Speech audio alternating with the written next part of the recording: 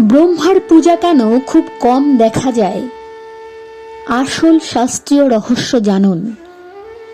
সৃষ্টিকর্তা ব্রহ্মা, যিনি এই সমগ্র জগতের সৃষ্টি করেছেন, তবুও তার পূজা কেন খুব কম দেখা যায়, এই প্রশ্ন অনেক ভক্তের মনেই আসে। শাস্ত্র ও পুরাণ অনুযায়ী এর পেছনে একটি গুরুত্বপূর্ণ আধ্যাত্মিক কারণ রয়েছে। একবার ব্রহ্মা ভগবান শিবের কাছে নিজের শ্রেষ্ঠত্ব প্রকাশ করার চেষ্টা করেন। সেখানে অহংকারের আভাস দেখা যায়। তখন ভগবান শিব তাকে শিক্ষা দেন যে সৃষ্টির কর্তা হলেও অহংকার ভক্তির পথে বাধা সৃষ্টি করে।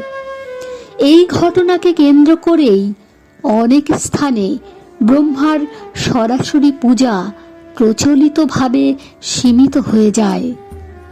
তবে মনে রাখতে হবে, ব্রহ্মা অপূজ্য নন।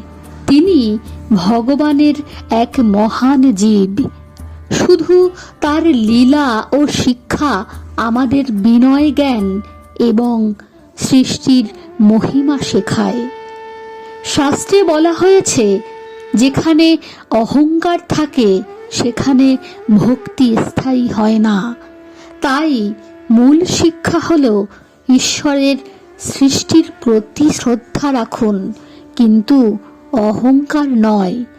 বিনয়ই প্রকৃত ভক্তির ভিত্তি। ভক্তির আসল উদ্দেশ্য হলো ভগবানকে ভালোবাসা, নাম সংকীর্তন করা এবং বিনয়ী হওয়া।